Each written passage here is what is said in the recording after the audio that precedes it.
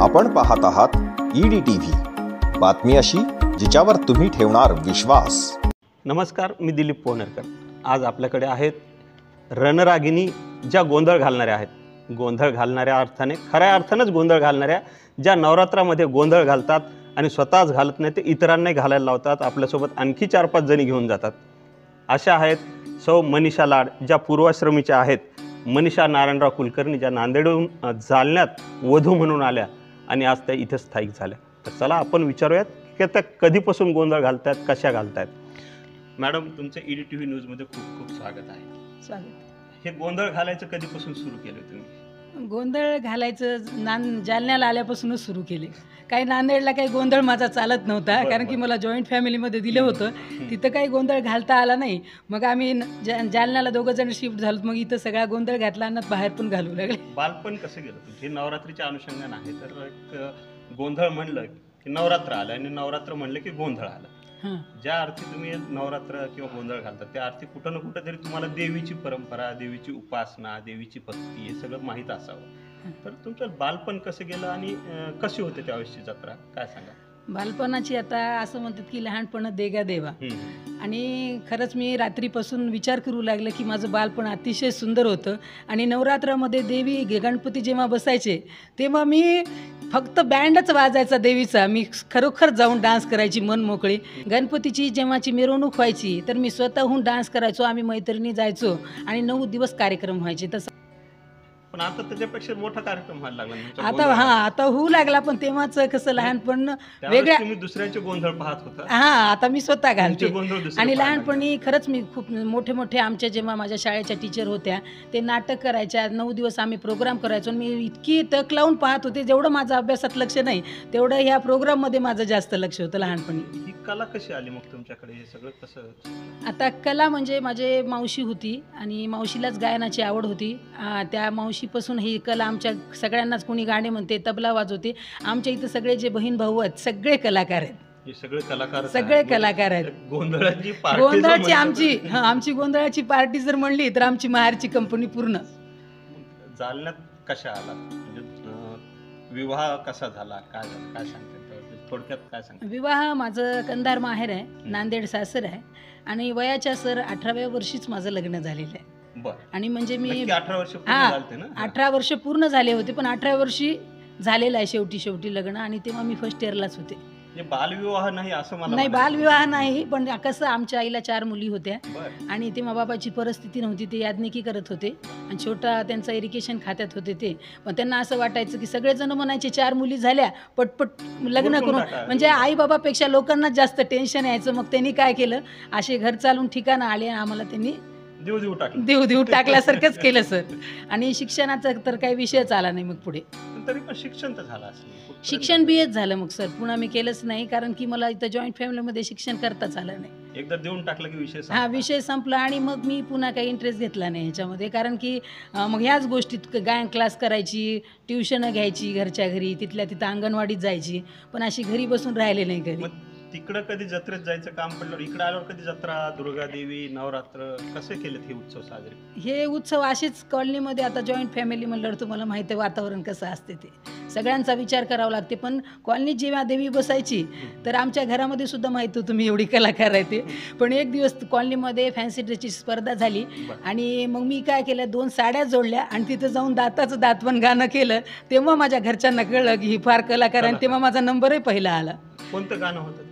दाताचं दातवण घ्या ग कुणी, कुंकू घ्या कुणी काळ म्हणी, हे गाणं केलं सर। पण ओरिजिनल जसं गरिबाचं रूप असते, एक साडीचा एका गुडघ्यावर दुसरी साडी, एका गुडघ्यावर दुसरी साडी, आणि विचित्र रूप आणलं होतं मी। माझे घरचे सुद्धा मला खूप हसू लागले।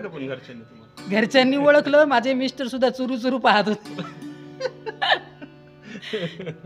पण मग हे तुम्हाला कसं माहिती की ते तुम्हाला चोरू पाहिलं? मी त्यांना घरी आल्यावर विचारलं, म्हणजे मी कसं आहे सर, काही आपण एवढं करतो, आई वडिलांनी पाहावं आणि शेवटी नवऱ्यानं पाहावं, आपल्या स्त्रीला वाटतच असते।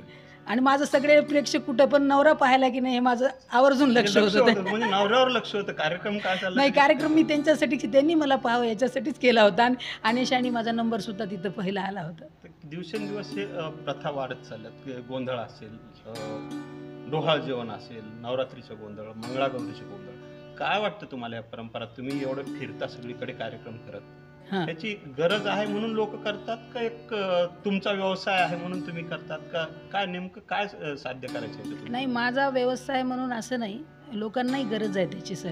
कसं आहे, आता हे माझी जी कला आहे, आता मी ही गाणंही म्हणते आणि डान्सही करते, पण जेव्हा आता मी पहिले नादब्रह्म ग्रुपसोबत केले, पेटी तबल्यावर आम्ही गाणी म्हणत होतो त्यांच्यासोबत. पण मी पुन्हा वेगळ्या लोकांचा रिस्पॉन्स पाहिला की ज्या वयस्कर महिला आहेत 40च्या वरच्या, त्यांच्यामध्ये सुद्धा डान्स करण्याची आवड आहे. आता पहिले जुने लोक काही त्यांना डान्स करू देत नव्हते, पण मी म्हणलं ह्या सगळ्या बायका हात वरी करा म्हणलं की हात वर करतात, थोडं अंग हलवा म्हणलं की हे सगळं मी त्यांचा उत्साह पाहिला. मी तुमच्या तालावर त्या नाचत हां, होत्या, तुम्ही मग मला म्हणला कळू तसं. लागलं की आपल्या बोलण्यामुळं जर कोणाच्या अंगातल्या कला बाहेर पडत असतील तर मी स्वतः त्यांच्यासमोर अशी नाचते की ते बरोबर त्यांना सगळ्यांना अक्षरशः 80-85 वर्षाच्या महिलासुद्धा मी गेल्यावर जागेवर बसत नाहीत. म्हणजे आता एक गोंधळ घालायचं तुमचं कळालं, तुम्ही बायकांना नाचवता हेही कळालं, हां. अजून काय काय करता तुम्ही? अजून आता हेच सर प्रोग्राम करते आणि सूत्रसंचालन करते आणि कार्यक्रम करते. हे सगळे म्हणजे लग्नाचा 25वा 50वा वाढदा, देवीची नवरात्र आणि मारवाड्याचा ते राखीचा प्रोग्रामसुद्धा आपण मोठ्या पद्धतीनं केलेला आहे. आणि मारवाडी लोकांनासुद्धा त्यांची हिंदी भाषिक असून माझं बरं. बोलणं त्यांना फार आवडते, म्हणून त्यांनी माझ्या मराठी भाषा, सर मला एवढी काही हिंदी येत नाही, म्हणून त्यांना मी जसा प्रोग्राम कोणाला पाहिजे त्याच पद्धतीचा मी माझ्या डोक्यानेच बसून देते आणि कुठलं पाहून करत नाही, सगळं माझ्या मनानेच करते. कशासाठी करतात ते? खरं तर हा कार्यक्रम घरातल्या घरात सुद्धा ते करू शकतात.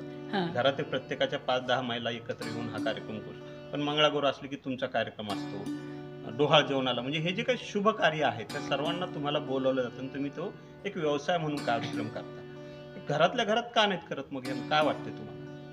घरातल्या घरात तुम्ही एवढाले मोठे कार्यक्रम करण्याचा, आता पहिले घरातल्या घरातच करायचे हे कार्यक्रम, पण आता कार्यक्रम करण्यामागे काय की काहीतरी वेगळं पाहायला मिळते त्यांना त्याच्यामध्ये. आणि त्याच्यामध्ये त्या ज्या मुलीचा आता डोहाळ जेवण आहे समजा, त्या मुलीची हळदीचा कार्यक्रम आहे, तिचं जे कौतुक आहे आणि घरचे लोक कोणी तिच्याबद्दल जास्त सांगत नाहीत. जेव्हा आम्ही गेलोत की नाही तिच्याबद्दल, आता आम्ही 10 जागी जातो, 10 मुलींचे 10 प्रकार, 10 बायकांचे 10 प्रकार. आता मला इकडचा कसं प्रकार तिकडे, हां, तिकडचा तिकडचा प्रकार प्रकार इकडे, इकडं, इकडचा प्रकार इकडे. आणि मला सुद्धा त्यांच्यामध्ये जाऊन बरेच अनुभव होते सर. आणि तिथं गेल्यानंतर तिच्या जन्मापासून काय घडामोडी आहेत, मी ह्या कार्यक्रमामध्ये जर बोलले तर तिथं जर तेच बोलले तर दोन्ही मॅच होतात अशा गोष्टी. बरं. आणि त्याच्यामुळे असं वाटतं की त्यांना वाटतं की ह्या ताईला आमच्या घरातल्या गोष्टी कसं कसं काय माहित माहीत झाल्या, आणि या सगळ्या माहीत होतात. आणि बाकीच्या लोकांचा सुद्धा इतका उत्साह वाटते की ह्या ताईचं गाणं कधी संपलं, ह्या बोलतील कधी. म्हणजे मी असं आहे की त्यांच्या परिवारातला एक मेंबर आहे आणि ह्यांच्या घरातली सगळी स्टोरी मला माहीत आहे, पण खरं तर ती मला माहीत नसती. फक्त मी इकडचं लोकांचे तिकडं चेहरे ऐकायचं बिगरे सगळं. इकडचे आणि मी अनुभव स्वतः जे घेतलेले आहेत, जवळपास श्रावण महिन्यात 20 प्रोग्राम केले, तर तुम्हाला सांगते जे अनुभव घेतले, फक्त अनुभव मी तिथं घेते आणि स्वतः माझ्या आयुष्यात खूप अनुभव मी अजूनही घेत आहे. त्याच्यामुळे मला वाटतं की माझ्यासारख्या अजून काही लेडीज असतील जशी, आणि तसं मी हसरा चेहरा ठेवून, मला असं वाटतं की दुःख लपवून आपण आज जगलं पाहिजे आणि त्यांना मी हसवण्याचा चान्स जाऊ देत नाही. म्हणजे ह्या हसऱ्या चेहऱ्याच्या मागे काहीतरी दुःख लपलेलं दुःख आहे. आहे, पण ते लपवून तुम्ही आज समाजामध्ये समोर आलेले आहात, महिलांना सोबत घेऊन जातात. हं.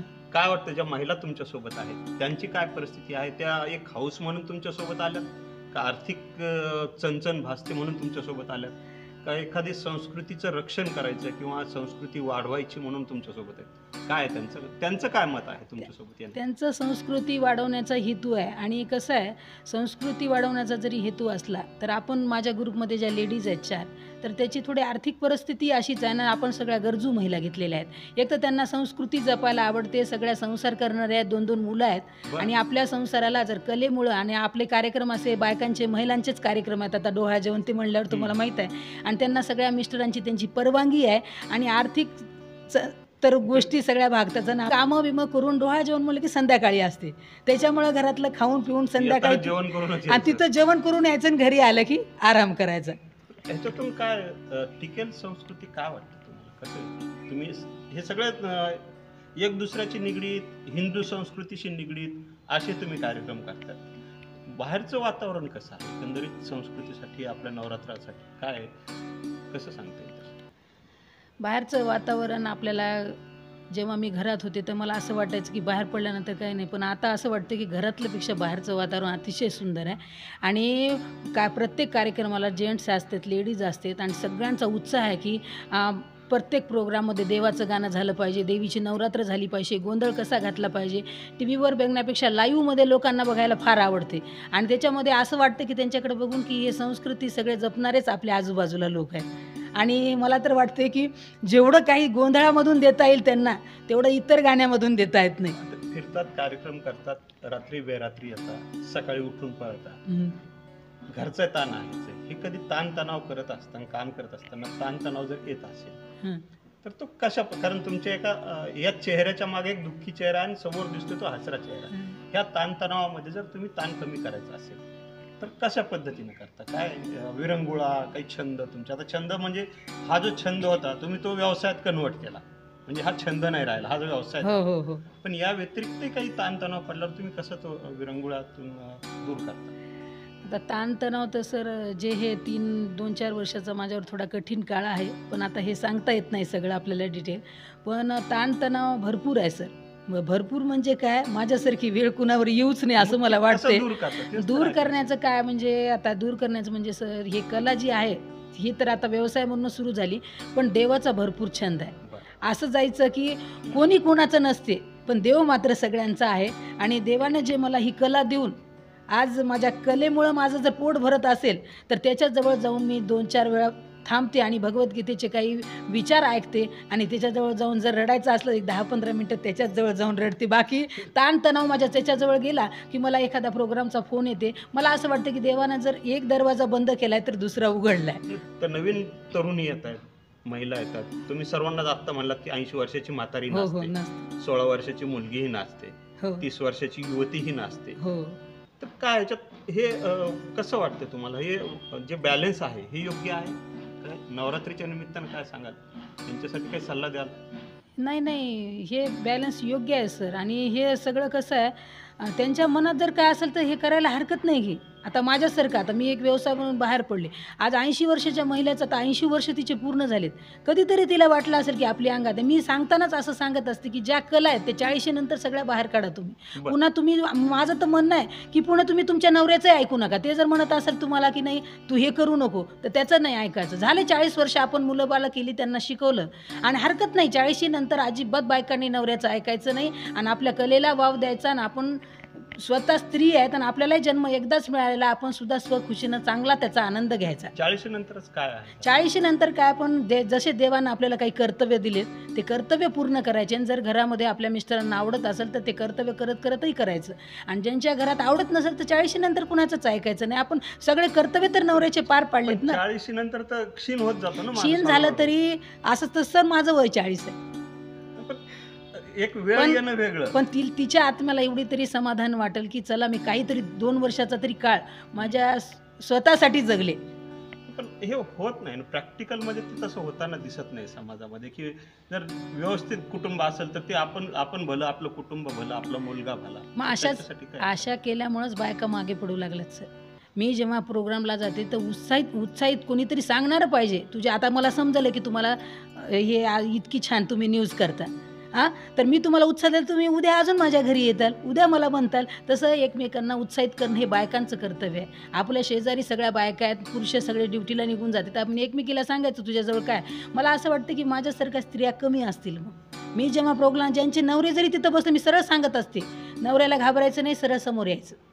आणि तिकडे घरी रात्री सुरू झाले, मला रात्री होतच नाही, असं झालं नाही आणि करतही नाही. त्यांना आम्ही आधीच सांगते आज कुणाचं ऐकायचं नाही, कार्यक्रम आपला. आजच्या दिवस मी आहे, उद्या तुम्ही तुमचं पाहून घ्या. आणि काही म्हणले तर मला फोन करा. नक्कीच.